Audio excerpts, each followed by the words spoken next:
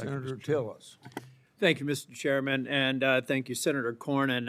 I am by no means going to match up against Senator Cornyn, a lawyer and a former judge, except to say that I believe that we have addressed the concerns that I have. The first one I called the payout pot for punks. I've never liked this 1776 fund. It made no sense to me, and I thought it was an insult to the police officers and the people that defended us on January the 6th. It's done. It's been rescinded, and I am satisfied. I also feel like Senator Cornyn addressed the other piece of it that has to do with the audit to my satisfaction. You know, the thing that interests me, and I'm kind of curious about the speeches that come after here, is how everybody has this view of they are as pure as the driven snow, and it's the other side that has a problem. I think we both have a problem, folks. If you want to talk about weaponization, take a look at the Biden administration. Take a look at the Obama administration. Take a look at Crossfire Hurricane. Take a look at the codes that Lois Lerner used in the IRS to target businesses to try and unbank them. Take a look at the prospective pardons on the way out the door that President Biden did for family members, for staff members in Congress. The bottom line is nobody is clean here. And until we start recognizing this behavior as bad, we're just going to one-up it. Maybe it's a little bit more intense in this administration than the last one, and that a little bit more intense than the prior administration, and so on and so forth. But folks, we've got to end this stuff. We do. I'm going to support Mr. Blanche's nomination, but what I hope I see out of him is a bending of the curve of this absurdity. The 86-47, some bonehead in North Carolina thinks that that's a crime. Well, they better damn sure have information to back it up, because if all it is a picture, that person should lose his job, his or her job. Similarly, the people who went after Republicans in the Biden administration should probably be disbarred or disciplined. So at the end of the day, don't act like you're standing on some sort of moral high ground if you start attacking this administration, because I can match you almost deed for deed. What I would like to see here is maybe people saying, look at it, instead of criticizing people on the other side of the aisle, why don't you go back and hold your own caucus and your conference to a higher standard? That's what I'm doing. That's what Senator Cornyn's doing, and that's what I think the American people want more of. And Mr. Chair, thank you for your patience. I know from time to time I don't like delaying markups, but I thought that this was a very important one because we got to a good outcome. And I appreciate Mr. Blanche working in good faith, and I am prepared to vote yes today in his confirmation, or in moving his confirmation or nomination forward. Senator Whitehouse. Thank you, Chairman. Today, I think, is a sad and embarrassing day for this committee. As it looks like on a party line vote, we are going to advance out of this committee probably the most discreditable person ever to seek the office of Attorney General of the United States. The reasons to vote against him number in the hundreds, but let's just focus on a few where my Republican colleagues purport to have great concern.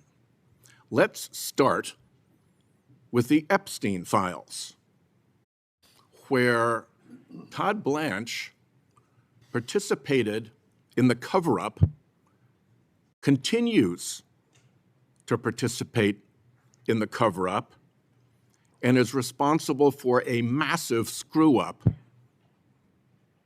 of the release of the documents. Cover-up and screw-up on the Epstein files. What do I mean by cover-up? Well, first, they looked at 4 FBI 302s that were the testimony of a woman who told the FBI in a formal statement that she had been sexually assaulted and physically assaulted by Donald Trump around 13 or 14 years of age. Of those 4 302s, they released 1, the one that did not mention Donald Trump.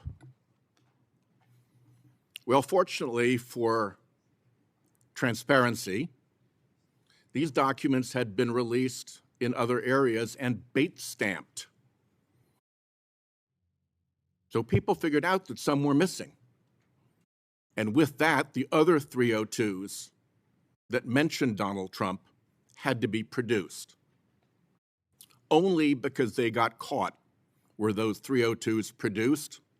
And right now, as we sit here, Todd Blanche is still sitting on 37 pages that are almost certainly the agent's notes off of which the 302s were taken. That should be disclosed under the Epstein files law, but instead, those 37 pages remain covered up. Where else did the cover-up go? Well, the Department of Justice received suspicious activity reports from the Treasury Department about Epstein's accounts, many of them related to Russia. You'd think that an investigative body like the Department of Justice could look at a document called Suspicious Activity Report and deduce that there might be suspicious activity. But did they even have a look? Billions of dollars in Epstein fund transfers, and the Todd Blanche Department never even had a look. And then you get to Ghislaine Maxwell, where a deputy attorney general flew to Tallahassee to have a private meeting with a woman convicted of participating in Epstein's depravity.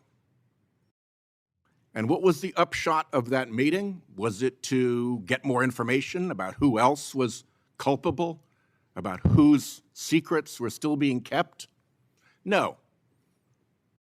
It was to get exculpatory information about Donald Trump and then reward her with a move to a club-fed prison. Now, the nominal excuse for that is, oh, she was in danger in her earlier prison, so we had to move her. How often does a prisoner allegedly facing threats or danger get moved to a less secure facility? I mean, think about it. It doesn't pass the test of common sense. So, between the botched disclosure, which revealed victims of Epstein's depravity, whose names had not been previously known, in some cases with photographic images with their addresses, in some cases photographs without being fully clothed. Where does the buck stop for that, if not with Mr. Blanche? That was an epic botch that did real harm to Epstein's victims. Voting for this guy today gives their blessing to the screw-up, to the botched release that even Pam Bondi pointed at Blanche as responsible for. And it gives the blessing to his continuing role in the cover-up of Epstein files. So there's Epstein for you. And let me ask the letter from the Epstein victims to Senators Tillis and Cornyn to be put into the record.